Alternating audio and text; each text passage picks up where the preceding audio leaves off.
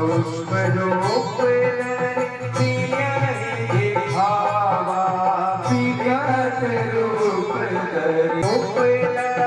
असुर साहज समारे तुम भगवतीय बरतन समाई सास सुगध दुख तुम्हारे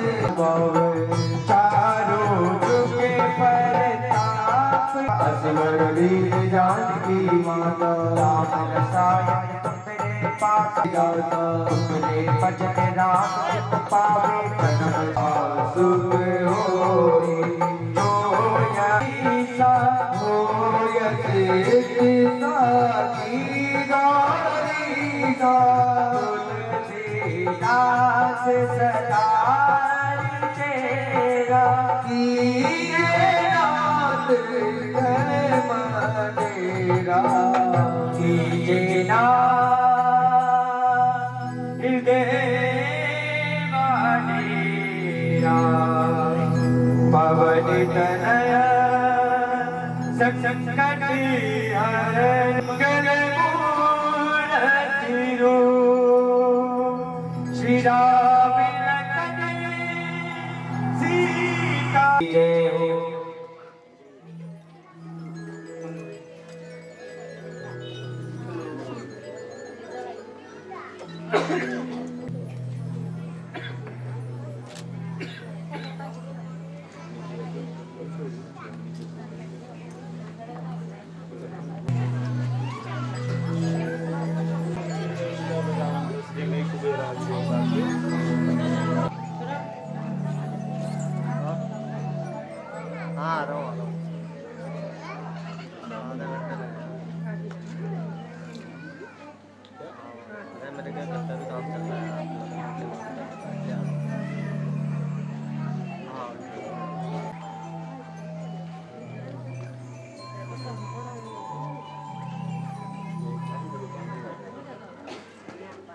श्री भागवत भगवान की है आरती पापियों को पाप से तारती श्री भागवत भगवान की है आरती पापियों को पाप से तारती ये अमर ग्रंथ ये मुक्ति पथ ये निराला सब जोड़ जगाने अमर ग्रंथ यह मुक्ति पथ यह पंचम वेद निराला नव ज्योति जगाने वाला हरि नाम यही हरि धाम यही हरि नाम यही हरि ध्यान यही हरि नाम यही हरि धाम यही हरि नाम यही हरि ध्यान यही यही सच मंगल की आरती पापियों को पाप से तारती श्री भागवत भगवान की है आरती पापियों को पाप से तारती ये शांति की पावन पुनीत पापों को मिटाने वाला हर दर्श कराने वाला ये शांति गीत पावन पुनीत पापों को मिटाने वाला है हरि दर्श कराने वाला है ये सुख करनी है दुख हरनी यह सुख करनी है हरणी श्री मधुसूदन की आरती पापियों को पाप से तारती श्री भागवत भगवतार ये मधुर बोल जगवंत को सत्य मार्ग बताने वाला है बिगड़ी को बनाने वाला है श्री राम यही घनश्याम यही श्री राम यही घनश्याम यही श्री राम यही घनश्याम यही श्री राम यही घनश्याम तारती पापियों को पाप से तारती कर्पूर गोलम करुणावतार संसार सार वैकुण्ठवारं तथा वसन्तं विद्यारविन्दे भवं भवानी कैतं नमामि भवं भवानी कैतं नमामि भवं भवानी कैतं नमामि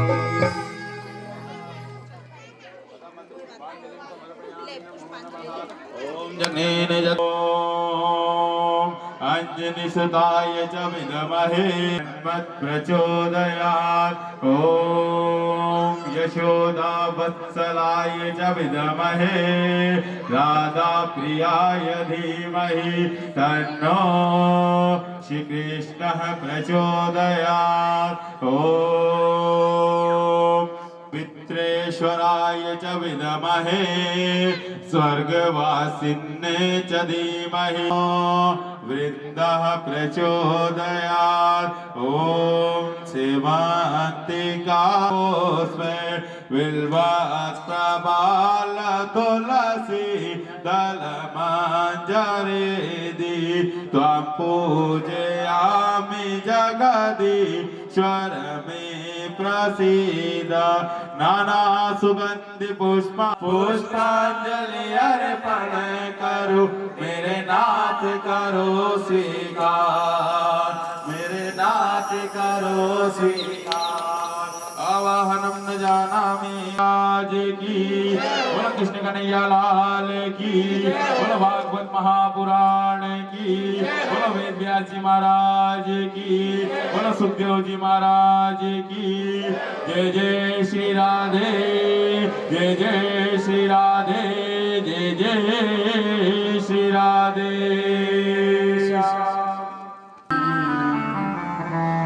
नमामि विघ्नेश्वर पादपङ्कजम्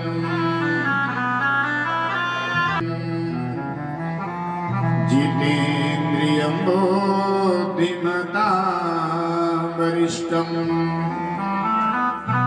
वातात्मजं वानरयोद्धमुख्यं शरणं प्रपद्ये कर्पूरगौरं करुणावतारं संसारसारं भुजगेन्द्रहारं सदा वसन्तं हृदयारविन्दे भवं भवानी सहितं नमामि श्री राम कथा के रस रसिक और प्रभु जय जय माखन चोर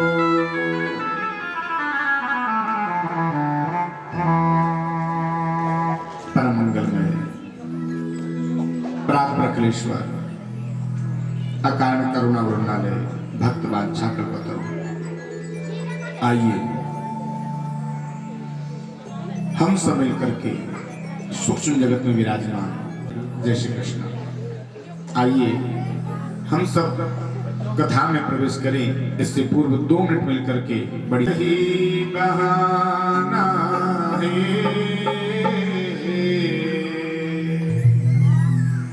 उस सांवरे से मिलने का सत्संग ही बहाने सांवरे से मिलने का सत्संग ही बहाना है दुनिया वाले क्या जाने ये दुनिया वाले क्या जाने में ढूंढा चंदा में पाया तारों की मेरे शाम का दीवाना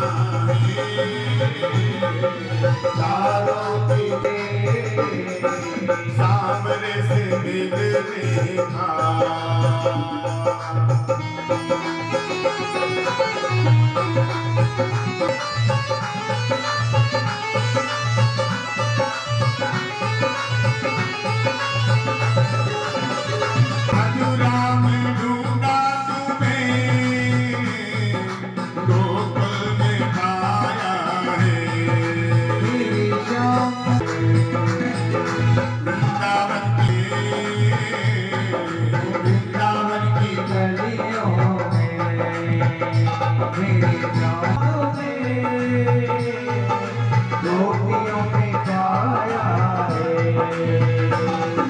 ग्वालों में ढूंढा तुम्हें, गोपियों में पाया है। ओ ग्वालों आगे झुके हृदय में, आगे झुके वो मेरी शाम का ठिकाना है। आगे झुके मेरी शाम का ठिकाना है। सामने से मिलने का सत्संग ही बहाना है।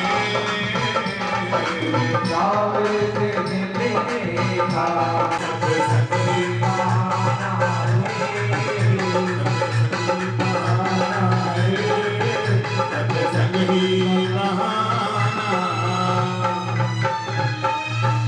बोले भागवत भगवान की जगमोहन जी महाराज की जय जय श्री राधे।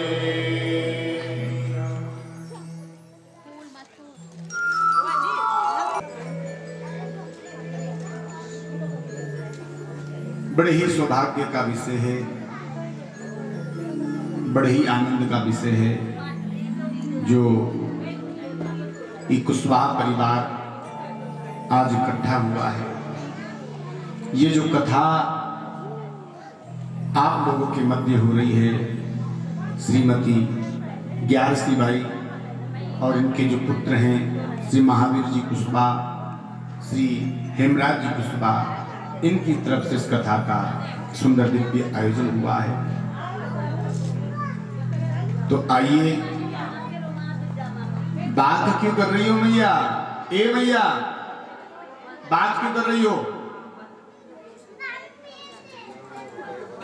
यहां से भी हाथ जोड़ करके आप सभी लोगों को निवेदन कर देते हैं, कथा के बीच में बिल्कुल भी आप बात ना करें, ठीक है? क्योंकि आप अपने घर को, अपने परिवार को, पति को, पुत्रों को छोड़ करके आई हो बात करने के लिए। क्या जी, कहीं के लिए आई हो बताओ? कथा सुनने के लिए। कोई कथा सुनो। हाँ, दुनिया की व्यथा तो पूरे जीवन सुनना है तुम्हें। हाँ, 5 बजे के बाद फिर वो फलाने की बुए सी, दरी ठिकाने की बुए सी, वही चालू हो जाएगा। हाँ? पर 4 घंटे का तुम्हें अवसर मिला है अपने जीवन को सुधारने का, तो आप 4 घंटे केवल व्यासपीठ से अपने कानों को जोड़ कर के रखें। बाकी 4 घंटे के बाद जैसा आपका मन करे वैसा आप बातें करें। 4 घंटे के बाद हम कुछ नहीं करेंगे, पर 4 घंटे देखो हाथ जोड़ करके निवेदन है व्यास जी महाराज ने किया है। भाग्योदय नवो जन्म समर्जितेन सत्संगमं चलवते पुरुषो यदा वे अज्ञान हेतु गत मोह मदान्धकारनाशम्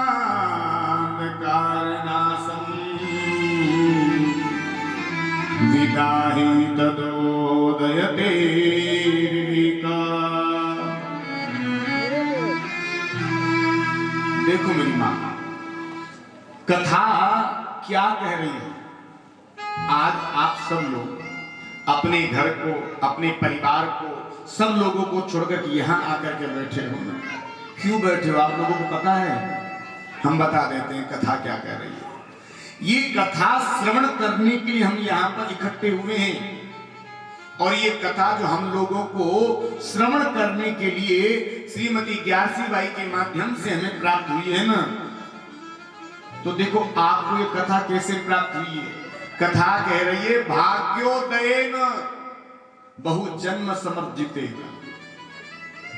ये भगवान की जो कथा है ना, कई जन्मों के इस जीव के जब पुण्य उदय होते हैं, पुण्य जागृत होते हैं, तब कहीं जाकर के भगवान की मंगलमय कथा हमें श्रवण करने के लिए मिल पाती है। ऐसे नहीं मिलती जी। हाँ, ऐसे तो बहुत भीड़ है, पर भीड़ नहीं आती कथा में। पता है भीड़ कहां लगती है? भीड़ किराने की दुकान पर लगती है, लेकिन सुनार की दुकान पर भीड़ नहीं लगती महाराज। सुनार की दुकान पर तो वो भीड़ लाई जाता है, तो तो ये किराने की दुकान नहीं है भैया, तो सुनार की दुकान है, यहां तो बिड़ला जाकर के पहुंच पाता है। तो हमें ये जो कथा मिल रही है यह सहज में नहीं मिल रही मेरी मां। लिखा है बहुजन्म, यानी कि कई जन्मों के पुण्यों का फल यह कथा है। यदि एक जन्म के पुण्यों का फल यदि यह कथा होता तो यहां व्यास बाबा लिखते एकम जन्म समर्जितेन, यानी एक जन्म के पुण्यों का फल यह श्रीमद् भागवत कथा। लेकिन एक जन्म की कोई चर्चा नहीं है। अच्छा, तो 7 जन्मों के पुण्यों का फल यह कथा हो, 7 जन्मों के पुण्यों का फल यदि कथा होता तो यहां लिखा जाता सप्त जन्म समर्जितेन, यानी 7 जन्मों के पुण्य जब उदय होते हैं तब यह कथा श्रवण करने के लिए मिल पाती है। लेकिन यहां 7 जन्मों की भी कोई चर्चा नहीं है जी। अच्छा, तो 7 कम है तो 100 जन्म मान लेते हैं। किसी जीव के 100 जन्मों के जब पुण्य जागृत होते हो, क्या तब यह कथा श्रवण करने के लिए मिलती है? नहीं, नहीं महाराज। यदि 100 जन्मों के पुण्यों का फल यदि भागवत होता तो यहां कथा में लिखा जाता सतम जन्म समर्जितेन, सतम यानी 100।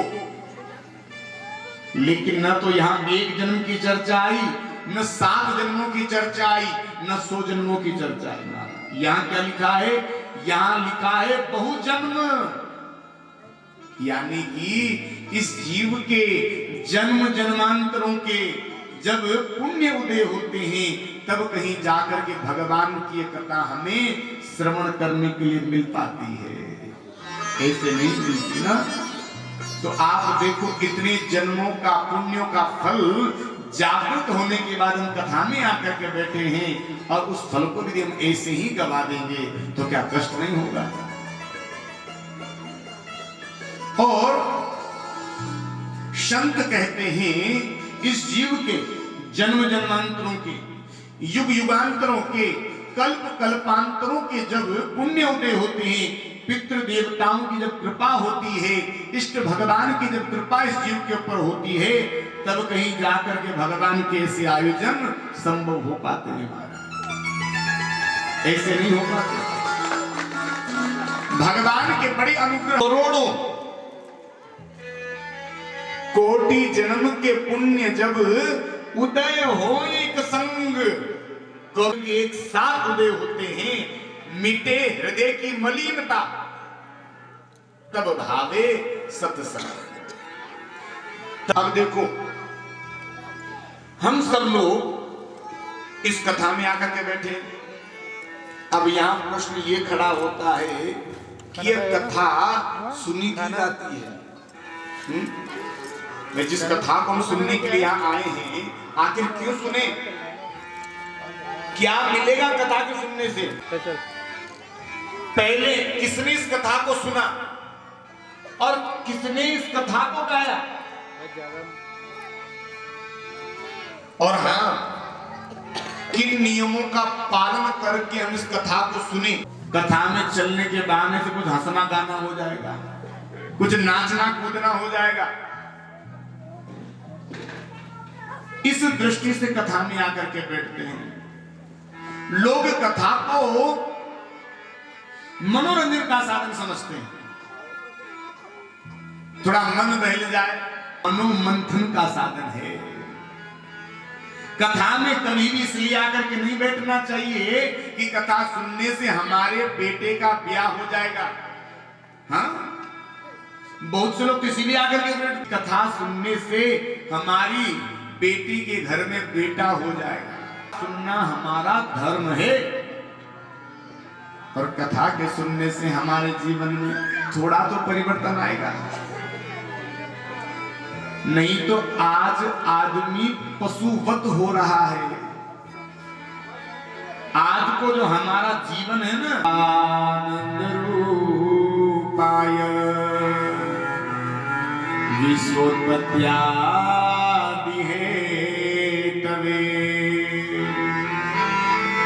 तापत्रय विनाशाय श्री कृष्णाय वयम्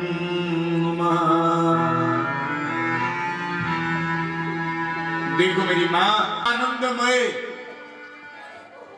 आज के बाद यदि कोई पूछे भगवान कैसे हैं तो आप बेशक कह देना भगवान संचिदानंदमय हैं। अच्छा तो एक बात और बताओ, ये तो और आनंद। सेठानी ने कहा हाँ महाराज को पकड़ना तो पड़ेगा। सेठ जी ने अपनी पत्नी से कहा देवी सुन, इतनी सुंदर बहू लेकर के आऊंगा, इतनी धार्मिक परिवार के अपने बेटे के लिए बहू लेकर के आऊंगा जो खूब तो हम बुढ़ा बुढ़िया की सेवा करे, हैं? खूब अतिथियों को स्वागत करे, खूब संतों को स्वागत करे। उठ करके चौराहे पर जाकर के बैठ जाता है, विचार करता है कोई सेठ कहीं से आएगा, मेरी बोली लगाएगा, मुझे सुंदर धन मिलेगा।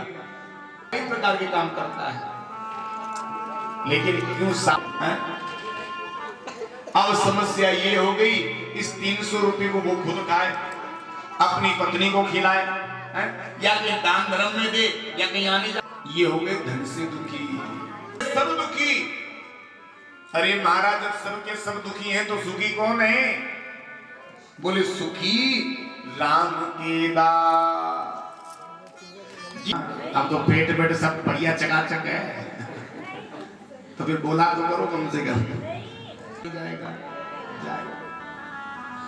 तो असल में इस संसार में वही लोग सुखी हैं जिन्होंने राम नाम रूपी धन को जोड़ा है। धनवंता नहीं तो सब जग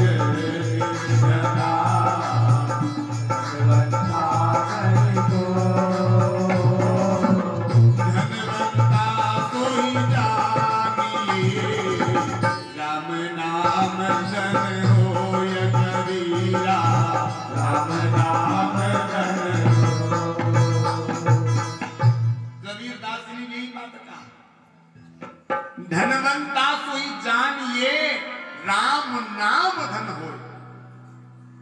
असल में वही व्यक्ति धनी है जिसने राम नाम धन को जोड़ा है। होती है जहां भगवान का सत्संग होता है वहां सारे तीर्थ, सारी नदियां, सारे देव स्वयं आकर के विराजमान हो जाते हैं। और जिस भूमि पर भगवान की कथा हो जाती है वह भूमि भी फिर किसी तीर्थ से कम नहीं हो जाती महाराज, वो स्थान ही स्वयं तीर्थमय बन जाता है।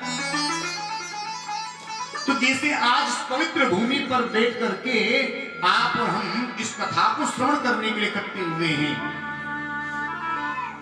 ऐसे ही पुराणों में एक बड़ा सुंदर एक सारे के सारे श्रोता, कभी किसको वक्ता बना देते, कभी किसको श्रोता बना देते, कभी किसी पुरानी कथा ले लेते, कभी किसी पुरानी कथा ले लेते। और इन संतों की जो उम्र है वो कितनी है? इन संतों की उम्र भागवत में बताई गई है। ये सबसे छोटा भैया है और सबसे छोटे भैया की उम्र, ये सबसे छोटा भैया, इससे जो पहले वाला वो ठीक इससे डबल है 864। इससे जो ऊपर वाला है त्रेता वो उससे डबल है। तो ऐसे न जाने कितने सतयुग द्वापर त्रेता कलयुग निकल गए इन महात्माओं के सामने से महाराज। आज इन संतों के सामने एक परम युवा संत का आगमन हुआ जिन्हें हम सूत जी महाराज कहते हैं। और सूत जी जो हैं ये व्यास जी महाराज के प्रिय शिष्यों में से एक शिष्य हैं। इनकी उम्र कितनी है? इनकी उम्र मात्र लगभग 20 वर्ष की। अब जैसे ही सूत जी चल करके आए, ये बड़ी बड़ी उम्र वाले महात्मा इस छोटे से बालक को प्रणाम करने लगे। और ये बालक इन बड़ी बड़ी उम्र वाले संतों के विज्ञान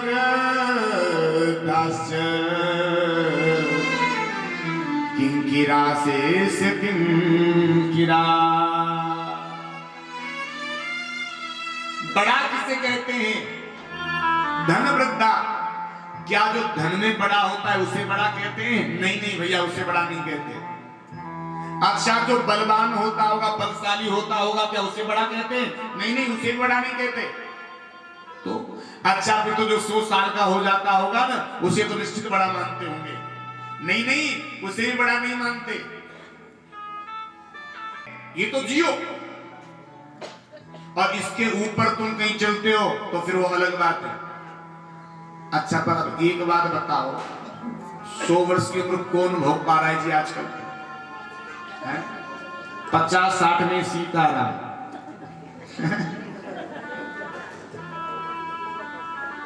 और वो 30 के बाद वाला जो आता है ना, 30 के बाद का जो दौर आता है, वो कोई टीबी हो गई है, कोई शुगर हो गया, कोई बीपी हो गई है, खाना खाने की भी गोली, खाना पचाने की भी गोली, सोने की भी गोली, सारी गोली। वो 30 के बाद वाली ऐसे निकलती फिर धक्के में। तो क्या उम्र हो जाएगी छोटी और बुद्धि हो जाएगी घोटी। अरे महाराज, तुम कैसी बात करते हो हैं? अरे विचार करो, जिसमें ये मोबाइल भी आदमी दिमागदारी होगा, है ना? अच्छा, पर एक बात बताओ, इन मिसाइलों से, AK-47 से, इनसे कितने लोगों का घर बसा दिया आज दिन तक? अच्छा, शराब से कितने लोगों का घर बसा आज दिन तक होगा? तो उसे गिराने में मदद करेंगे, है ना? देखो, हम हिंदुओं की एकता कहां नजर आती है? हम लोगों की एकता 2 जगह नजर आती है। हिंदुओं की सबसे ज्यादा एकता वही नजर आती है महाराज। पहली कहा, यदि कोई आगे बढ़ रहा हो, कोई व्यक्ति आगे बढ़ रहा हो, प्रगति कर रहा हो, उसका उत्थान हो रहा हो, उसे गिराने में हम लोग 4 घंटे में इतने आसन लगा देते हैं। तो ऋषियों ने प्रश्न किया, महाराज, आने वाले घनघोर कलयुग में लोगों के पास इतना समय नहीं रहेगा। क्यों जी? आज किसी से पूछो, आप छोटे से बच्चे से उठा करके पूछ लो, बेटा समय है, क्या कहेगा? नहीं। अच्छा, किसी बूढ़े से पूछ लो जो रिटायर्ड हो, सरकार ने भी रिटायर कर दिया, औरों के तो क्या कहें, सरकार ने जिसे रिटायर कर दिया, तुम उससे पूछ लो समय है, कथा हो रही है, वो स्कूल वाले करवा रहे, चलोगे? और ये चलते तो सही, पर क्या करें, समय नहीं। कोई हंसने में मस्त है, कोई रोने में मस्त है, कोई अपने बेटा बेटी के भरण पोषण में मस्त है।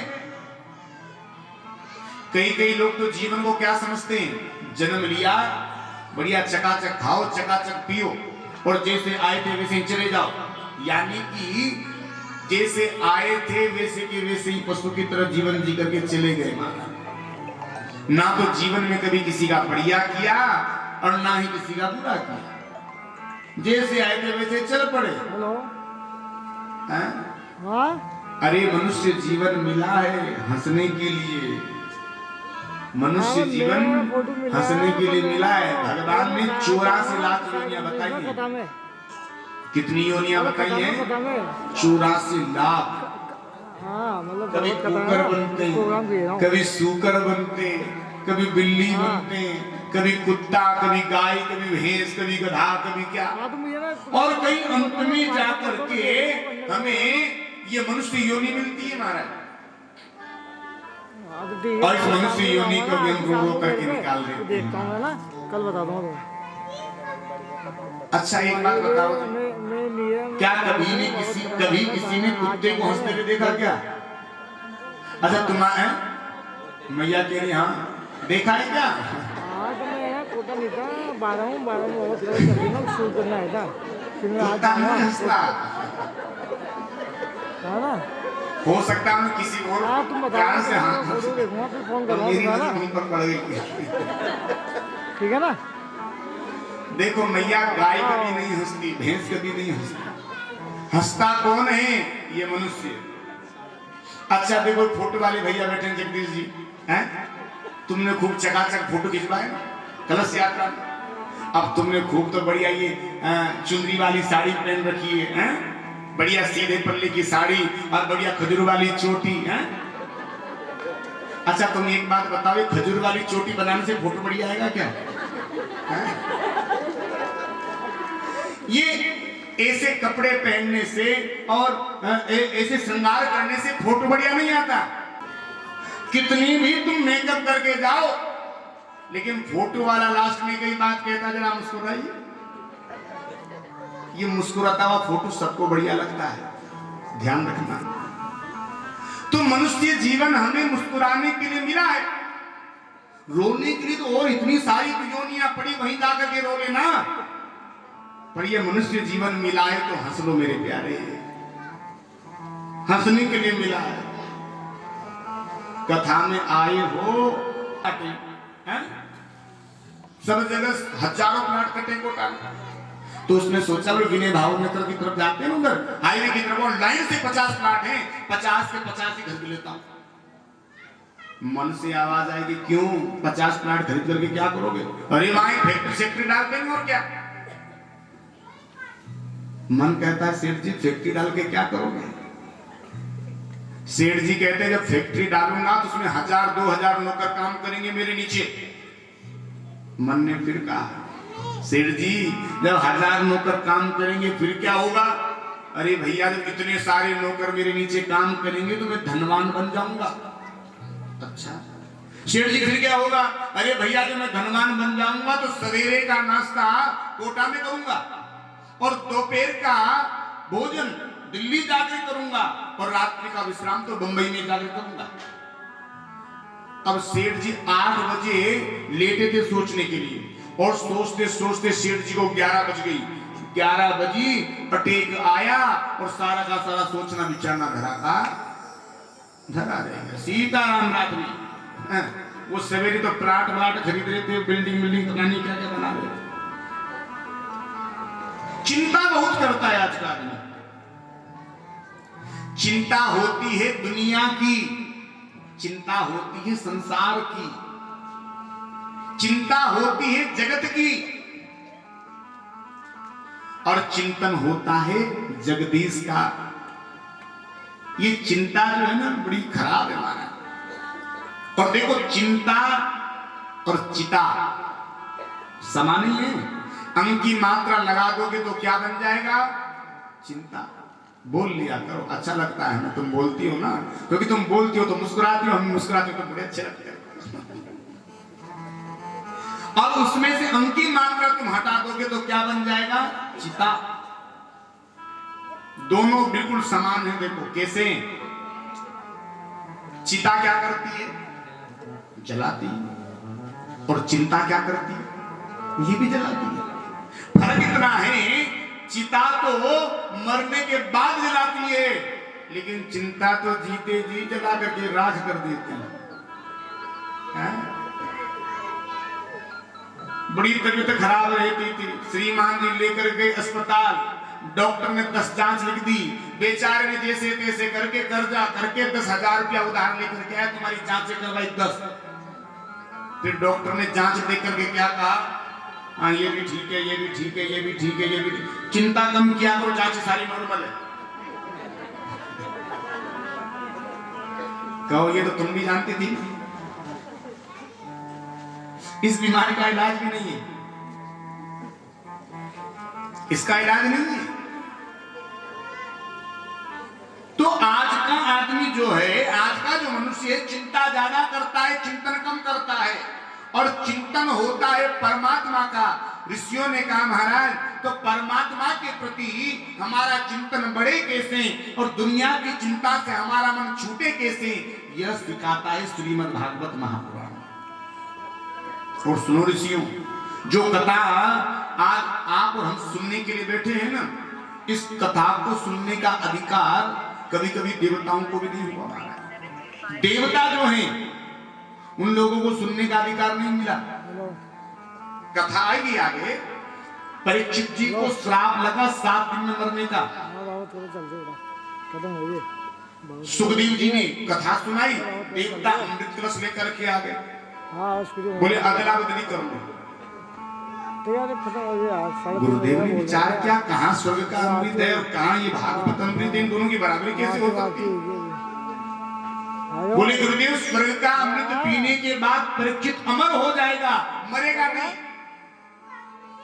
लेकिन गुरुदेव ने सोचा हो सकता है बिल्कुल ये अमृत पीना चाहता हूं। परीक्षित से पूछा भैया अमृत पीना चाहोगे? खत्म हो जाएगा। परीक्षित ने कहा गुरुदेव स्वर्ग रूपी अमृत पीने के बाद क्या होता है? भगवान आदि गुरु शंकराचार्य कहते हैं पुनरपि जननम पुनरपि मरणम पुनरपि जननी जठरे शयनम। स्वर्ग रूपी अमृत पीने के बाद बार बार हमें मर जाना पड़ता है और बार बार हमें जन्म लेना पड़ता है। क्योंकि स्वर्ग में कौन जाता है? जो दान करते हैं, जो पुण्य करते हैं, जो सेवा करते हैं, जो सद्भाव से रहते हैं, जो दया करते हैं, जो सब जीवों से प्रेम करते हैं, वही लोग स्वर्ग में जाते हैं। अच्छा, स्वर्ग में कब तक रहोगे?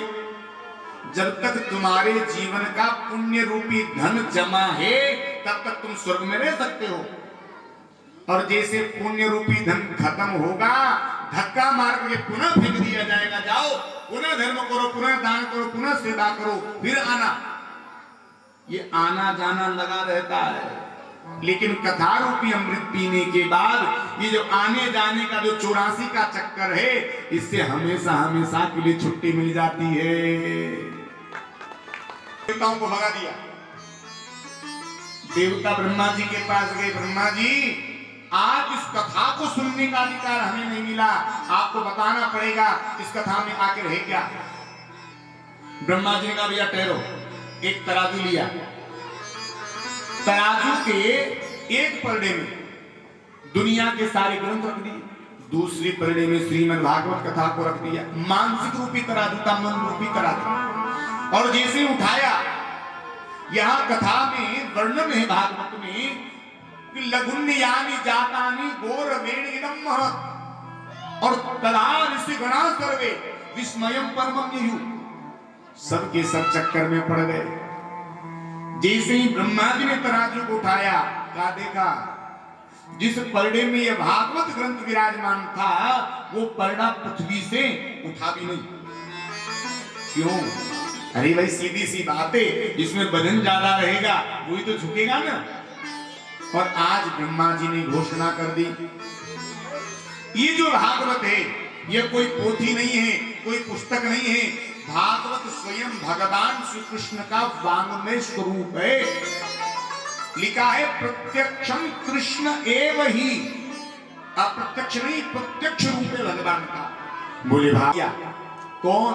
सनत, सनंदन, सनातन, सनत कुमार, ये चारों बैठे हुए थे। चारों ने देखा, अरे देवर्षि जैसा संत इतना दुखी, क्या बात है? बुलाया अपने पास में, पूछा भगवान हमने यहां तक सुना है कोई यदि रोता हुआ व्यक्ति एक बार देवर्षि का दर्शन कर ले, वो रोता हुआ आदमी हंसने लगता है, और आज आप इतने दुखी? देवर्षि नारद ने कहा भैया तुम्हारी शरण में हूं, तुम ही कुछ कृपा करो। दिन भर में पाप चाहे 50 कर ले, लेकिन कोई गिनती करता है क्या? कोई गिनती नहीं। और बढ़िया काम यदि कोई ये कर देगा तो बार बार गिनाता है, अरे ये काम हमने किया है, हाँ नहीं तुम्हारी मजाल क्या थी, तुम काम करवा लो। तुम्हारी गली में जो रोड बना हुआ है ना सीसी, हमारी वजह से बना है, हम इतने चक्कर नहीं काटते, तो तुम्हारे यहाँ रोड आता ही नहीं। और गलती से उसी आदमी से कोई पाप बन जाए तो फिर क्या करे? क्या करे भैया, भगवान की इच्छा से हो गया। बताओ, पाप किया तो भगवान ने किया और भला किया तो हमने किया। कैसी मनुष्य की वृत्ति है? ऐसे कलयुग के लोगों की बुद्धि को कली के मित्र अधर्म ने बिगाड़ दिया। लेकिन मैंने एक दृश्य देखा यमुना के किनारे वृंदावन में, क्या दो बूढ़े पुरुष लेटे हुए हैं, कई स्त्रियां देखा, मैया आप कौन है? इस स्त्री ने अपना परिचय, कलयुग के प्रभाव की वजह से दोनों बूढ़े हो गए। देवड़े जवान देखें और माता पिता बूढ़े देखें। क्यों जी? हमसे बूढ़े हैं ना हमारे माता पिता। और हमारे ने कहा सत्कर्म करो। अब मैं आपके पास आया हूं, वो सत्कर्म कौन सा है? सनत कुमार कहने लगे देवर्षि, भक्ति के कष्ट की निवृत्ति करने के लिए ज्ञान वैराग्य को बुढ़ापा दूर करने के लिए और जो उस आकाशवाणी में सत्कर्म की चर्चा करी थी, वह सत्कर्म करने के लिए बस एक ही उपाय है, वह है श्रीमद् भागवत महापुराण। तुम कथा करो, कथा करवाने मात्र से तुम्हारे सारे के सारे जीवन के दुख नष्ट हो जाएंगे। देखिए माता, जो हमारे पितृ हैं, पितृ समझते हो? पितृ कौन होते हैं? पितृ होते हैं हमारे पूर्वज, हमारे पहले जो हमारे पुरखे हुए वही तो पितृ बने, वही पितृ हैं।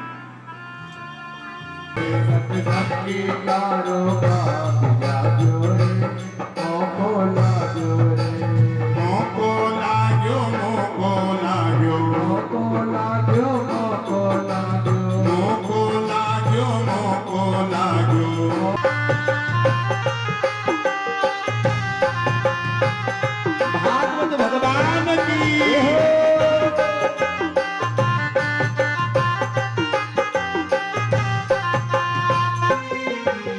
गली गली हरि चर्चा होवे, जाने सतयुग आयो रे।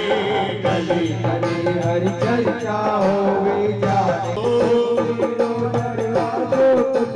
कलियुग भाग्यो रे, मुँह को लाग्यो रे। अरर मोको जो रे सत सत के कारोबार जाजो रे, ओ कोला जो रे, मोको लाग्यो, मोको लाग्यो, ओ कोला जो, ओ कोला जो, मोको लाग्यो रे, मोको लाग्यो रे।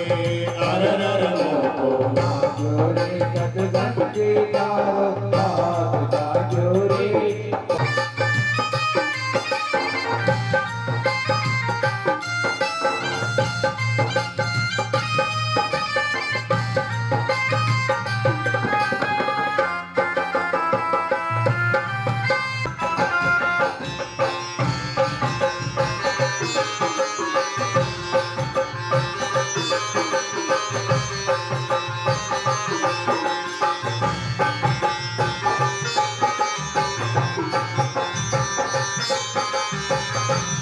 भारू मेरो लाग्यो रे। दूर से संत पधारा, भारी मेरो लाग्यो रे। लाग्यो रे, मोको लाग्यो रे। अरर मोको जो रे सत सत के कारोबार जाजो।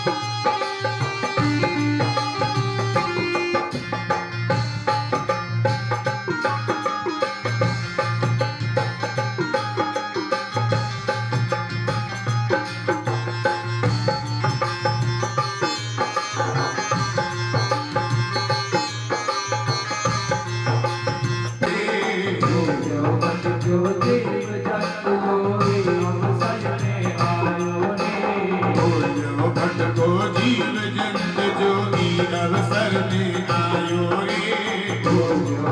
जो जीव जंत अवसर में आयो रे। तीरथ तो सारा कर लेना, तीरथ तो सारा कर लेना, तीरथ तो सारा कर लेना। तीरथ तो सारा कर लेना। गंगा आयो रे, मोको लाग्यो रे। अरर मोको जो रे सत सत के कारोबार जाजो रे, ओ कोला जो रे, मोको लाग्यो, मोको लाग्यो, ओ कोला जो, ओ कोला जो, मोको लाग्यो, मोको लाग्यो, ओ कोला जो, ओ कोला जो। मोको लाग्यो रे, मोको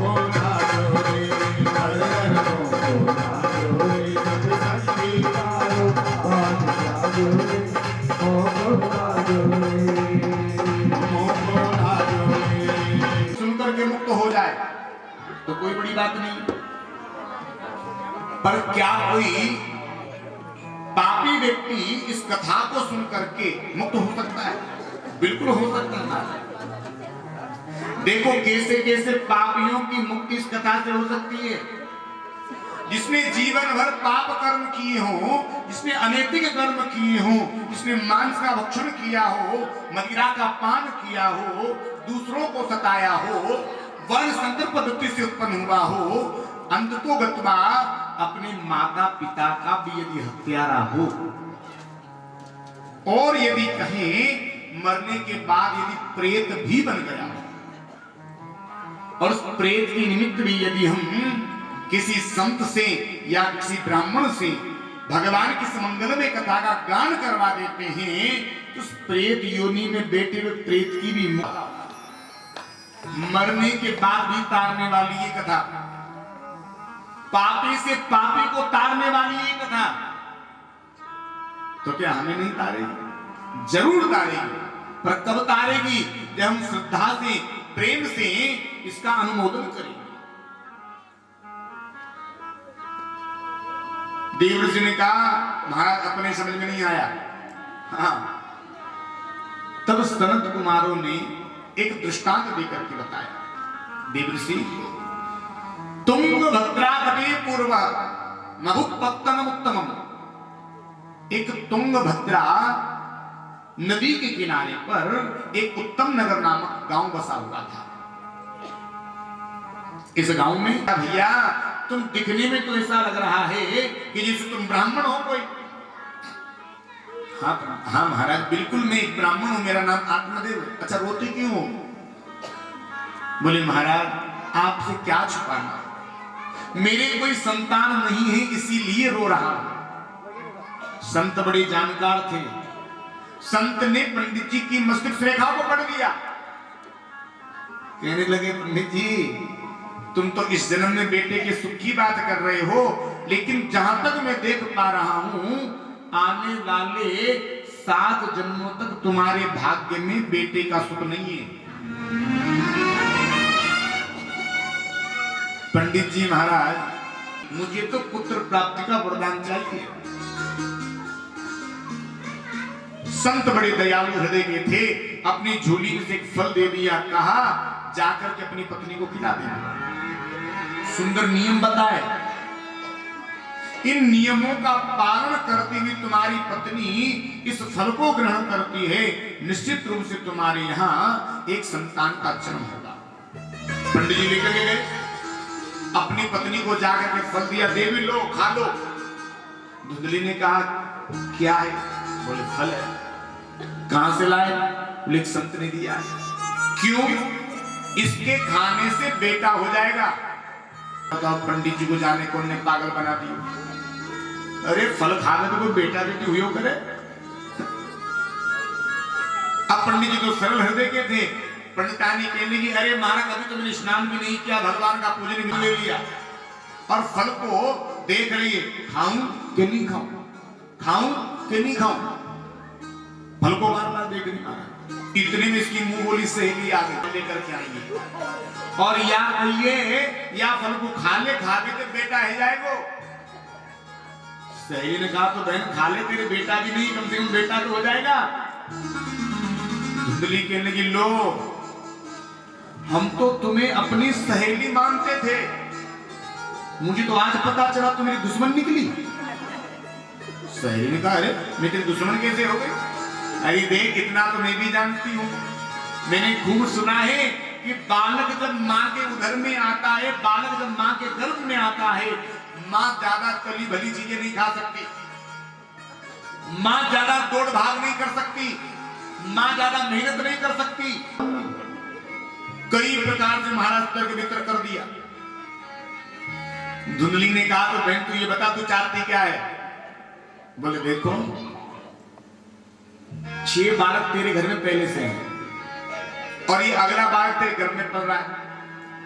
तेरे घर में खाने वाले बहुत हैं लेकिन खाने के लिए कुछ नहीं है, और मेरे घर में खाने के लिए बहुत है लेकिन कोई खाने वाला ही नहीं। देख बहन ये जब बच्चा जन्म लेकर के आएगा ना, इसे तू मुझे दे देना, मेरे पति को खुश कर दूंगी, उन्हें बच्चा चाहिए, और इसके बदले में तुझे बहुत धन दूंगी जिससे तू अपने पति को राजी कर देना। सौदा पक्का हो गया। पर बहन फल का क्या करना है? अरे करना क्या है, वो दरवाजे पर गाय बनी है ना, उसी को खिला देते हैं। परीक्षा भी तो ले इसकी, ये फल झूठा है कि सच्चा? एक तो बाबा ने इसे भेजा दिया हो, जैसे मान लो बाबा दोबारा फल देकर के जाएगा। संत के जीवन का, संत की तपस्या का जो फल संत ने दिया, वो फल गाय को ले जाकर के खिला दिया। धीरे धीरे समय निकला। धुंधली की सहेली ने एक बेटे को जन्म दिया, लाकर के धुंधली को दे दिया। धुंधली ने धन देकर के विदा कर दिया। जिस फल को गाय को खिलाया था, गाय ने भी सुंदर बेटे को जन्म दिया। महाराज पूरा शरीर मनुष्य की तरह, ये कान जो थे गाय की तरह थे, जिनका नाम रखा है गोकर्ण। पंडित जी बड़े प्रसन्न हुए, बताओ वाकई परमात्मा की सत्ता बहुत तीव्र है। परमात्मा जब जब देता है छप्पड़ फाड़ करके देता है। कहीं तो मेरे घर में एक भी बेटा नहीं था और आज भगवान ने दो बेटा हमें दे दिए। चल करके आए, धुंधली से कहने के देवी मेरा नाम है आत्मदेव, मेरे बेटे का नाम रखूंगा मैं ज्ञानदेव। धुंधली कहनी जाओ जाओ, ज्ञानदेव ये रखेंगे अपने नाम को मिलता हुआ। अरे 9 महीने दुख मैंने झेले, भूखी मैं रही, मुसीबत थोड़ा थोड़ा हरि का भजन कर। हरि बोल।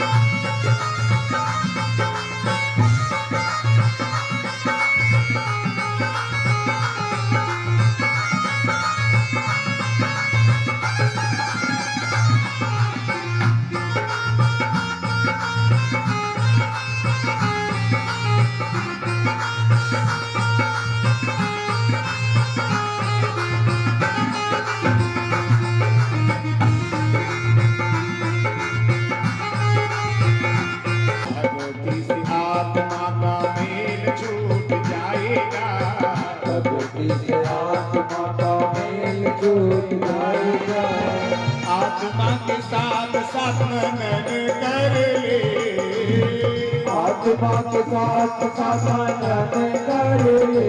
रोज थोड़ा थोड़ा हरि का भजन कर ले, रोज थोड़ा थोड़ा हरि का भजन कर ले।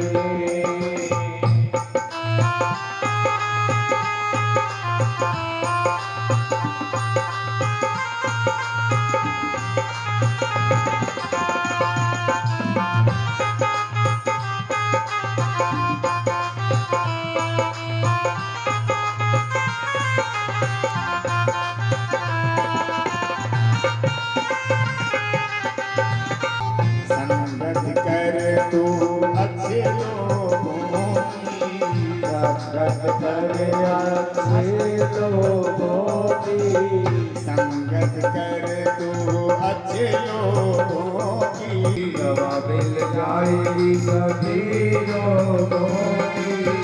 जिंदगी को तो जिंदगी को अपनी चाहत कर ले। रोज थोड़ा थोड़ा हरि का भजन कर ले, रोज थोड़ा थोड़ा हरि बोल।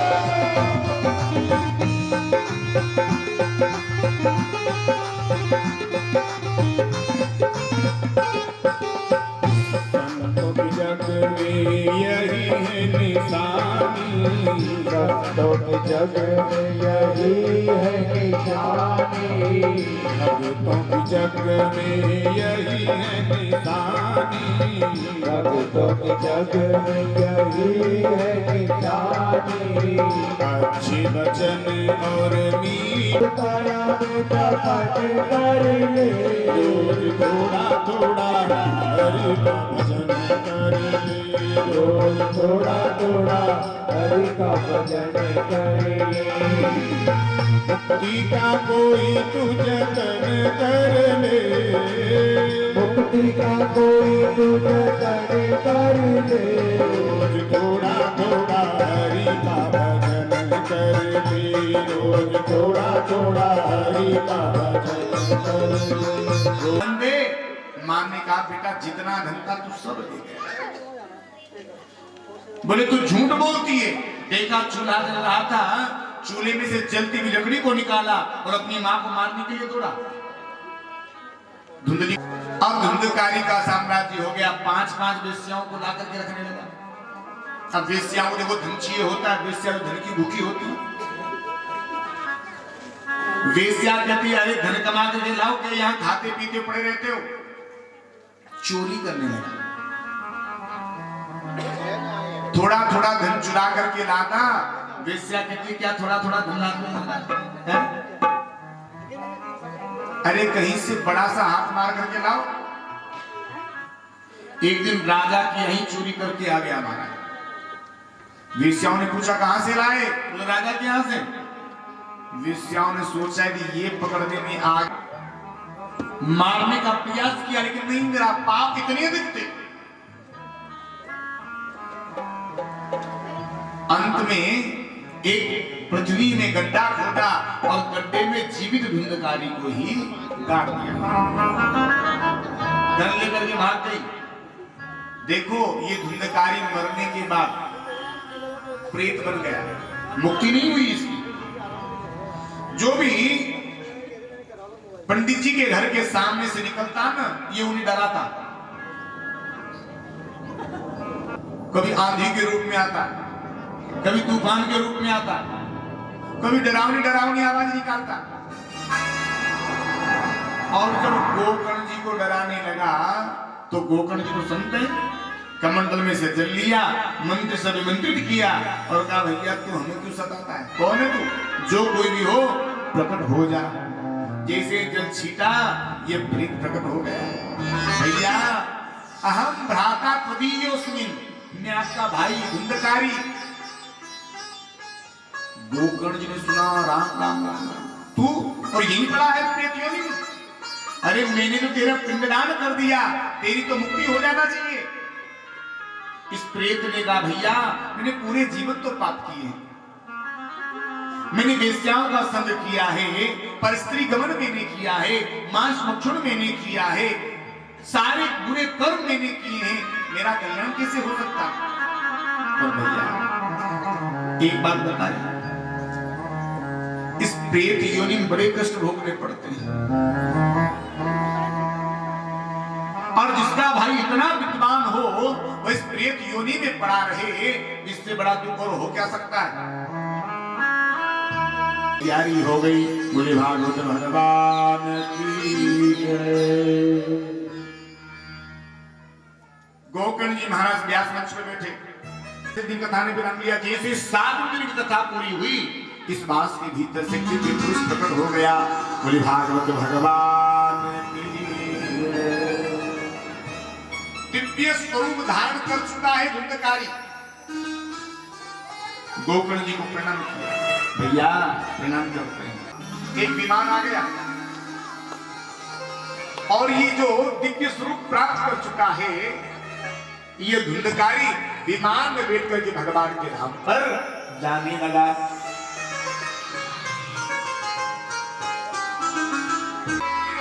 पार्षद कहने बोले हम भगवान के दिव्य पार्षद हैं, आपके भैया ने कथा सुनी थी इसीलिए इनके लिए विमान लेकर के आ गए। अरे कथा भी सब लोगों ने सुनी थी, विमान एक सब लोग मुक्ति की इच्छा लेकर कथा सुनी, तो क्या सबके लिए विमान आएगा? बिल्कुल आए। अब यहाँ पर कथा के नियम बताए गए। जो कथा को नियम पूर्वक सुनना चाहता है उनके लिए नियम बता देते हैं। कथा को जो नियम से सुनना चाहते हैं उनके लिए सबसे पहला नियम है हाथ में लच्छा बांध करके कथा सुनी जाती है। लच्छा समझ लो ना, वो कलावा मूली जो बोलते हैं इसको, वो बांध करके कथा को सुना जाता है। दूसरा, अपना आसन बैठने का अपने साथ लेकर के आए। ऐसा नहीं कि कुशवाहा साहब ने बढ़िया सुंदर चकाचक गद्दे वद्दे और बढ़िया मसन वसन और चकाचक सफेद चादर बिछा दी तो यही हो गया आसन। नहीं नहीं नहीं, नहीं, ये आसन नहीं हुआ। आसन तो अपना स्वयं अपने साथ लेकर के आए, उस आसन पर बैठ करके कथा को सुने। ये दूसरा। अगला 7 दिन तक नाखून केस इत्यादि न बनाए। अगला एक समय फलिहार ले, एक समय भोजन पाए। सवेरे जब कथा में आए हल्का फुल्का लेकर के आए, शाम को कथा के बाद बढ़िया भरे पेट भर के प्रसादी पाए। 7 दिन तक कम से कम दूसरों की निंदा चुगली करें। जितना ज्यादा से ज्यादा हो उतना निंदा चुगली से बचने का प्रयास करें। धारी मारी में कम मन लगाना 7 दिन तक, और जितना ज्यादा से ज्यादा हो उतना भगवान का भजन करना। ये कथा के मुख्य मुख्य नियम है।